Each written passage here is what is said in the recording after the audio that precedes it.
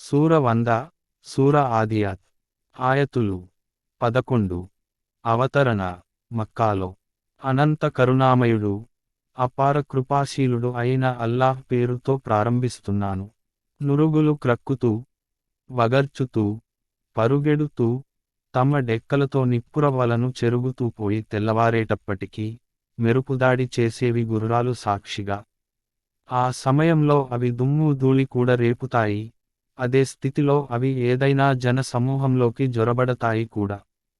అసలు విషయం ఏమిటంటే మానవుడు తన ప్రభువు పట్ల ఎంతో కృతజ్ఞుడై ఉన్నాడు. దీనికి స్వయంగా అతడే సాక్షి.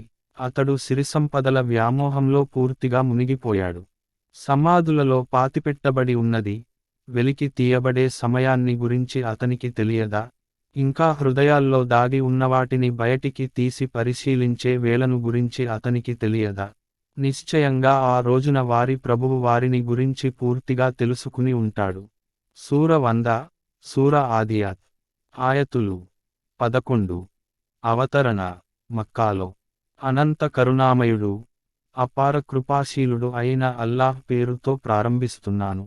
నురుగులు క్రక్కుతూ వగర్చుతూ పరుగెడుతూ తమ డెక్కలతో నిప్పురవ్వలను చెరుగుతూ పోయి తెల్లవారేటప్పటికీ మెరుపుదాడి చేసేవి గుర్రాలు సాక్షిగా.